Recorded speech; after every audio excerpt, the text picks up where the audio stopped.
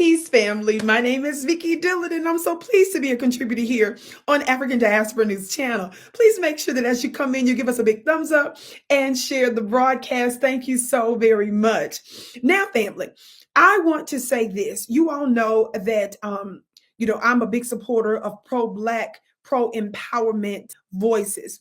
And notwithstanding there being some, a bit of a brouhaha between Dr. Umar some time back and myself and others, I try to focus on the most empowering things that he's done. But these latest comments that I heard him say recently, I believe it's very dangerous. So this is not a personal attack, but I want you to listen to what he said in a recent podcast. Watch this. But don't you think that if we got reparations, that would have helped? Let me ask you a question. The question on the table. If we get reparations, will that help us? If somebody is mentally ill in a mental asylum, mental hospital, you give him $1 million. Gone. Does it reverse the illness? No, I don't. Does it do anything to treat his problem? No. So let's take that to a community. If a community has no institutions, no way to trap the money in their community, they own none of the institutions, and you drop a couple $1 trillion in that community. It's over.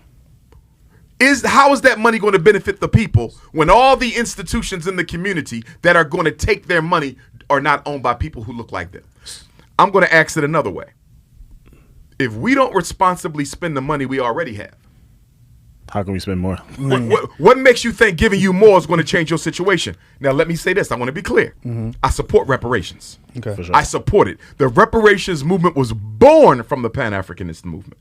I support reparations. What I don't support is thirsty, opportunistic Negroes who are pushing for reparations externally before we have delivered reparations internally to ourselves. In other words, most of the saving that has to be done for Black people must be done by Black people, and no amount of money going to fix that. Right. No amount of money is going to stop the Black woman from not trusting the Black man. Right. No amount of money is going to make the Black man love his woman. No amount of money is going to stop Black women from frying their hair. No amount of money is going to stop Black men from dating outside the race. Right. When you look at our deepest rooted problems, no money can fix them. You got to start at the root, right? You got to start at the root. And then once you replant your tree, now you get that reparations to decorate your branches. Yeah. Man, but You want to decorate your branches before you re-solidified your roots. It's not going to work, brother. But Dr. Umar, we 400 years behind. Imagine all that time. The money ain't going to help you catch up. And guess what? You have enough right now. $2 trillion is more than enough right now to put yourself where you need to be. The reparations. Okay, family, did you see that? Now, first of all, it is inappropriate to use language like when people give us money. America giving Black Americans money is an inappropriate statement. America owes us this money. Now, for him to use the term mentally ill as an analogy to describe the state of Black America, of course we have our issues, but certainly you're not telling us that the oppressive class, our open enemies, the one that put us in this horrible, terrible, torturous condition for 500 years, surely you're not saying they're in their right minds. Why is that important? Because the people that set us on fire, crucified us, dismembered and ingested our body parts, those that set us and our towns on fire, they're not in their right mind, and they run in the world and they pull all of the purse strings, not only throughout America, but in many parts of the world. We also know that economic disparities are the direct root for domestic problems, educational disparities, health disparities, of course, economic disparities, and so much more. We understand, beloved, that much of the reason, the driving force behind anti-Black slavery was economically based.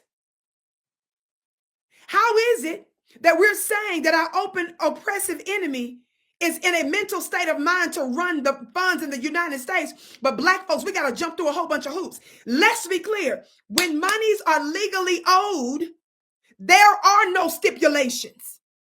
Let me say that again. When monies are legally owed to you, there are no stipulations. Can you imagine breaking and entering someone's house, stealing $2 million worth of jewels, worth of property, and then when they go to get their stuff after they throw your funny looking self in prison, imagine a prosecutor saying, well, Your Honor, before we return the items to the homeowner from whom it was stolen, we got to assess their mental condition. We got to assess whether or not, they skipped school when they was in 8th grade. We need to know if they disobeyed their mamas and daddies when they were 17.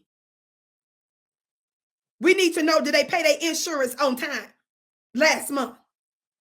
You see how asinine and crazy that is? You don't get to question what somebody else does with their money. You sound and look like a Wally Walnut. Somebody put a peanut in the chat.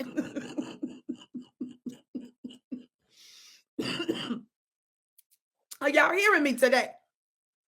Yes, the black family needs to sit down so that we can figure out a plan to maximize our dollars. Because if we maximize our dollars, we're in a better position so that we're not dominated over and over and over again in anti-black America. Yes, that makes sense. Yes, we must do that. But that's a different conversation that must not be confused with this one. Do you understand the difference? Do you understand the distinction? And no disrespect. I give and sow money into a whole bunch of other pro-black empowerment people and organizations. I understand Dr. Umar has a school that apparently still needs some refurbishing and work done. He's been raising money for years. Again, this is nothing personal. But if black folks are too mentally ill to know what to do with their reparations check, then perhaps black America is too mentally ill to be given to your school. That's all I'm going to say about that.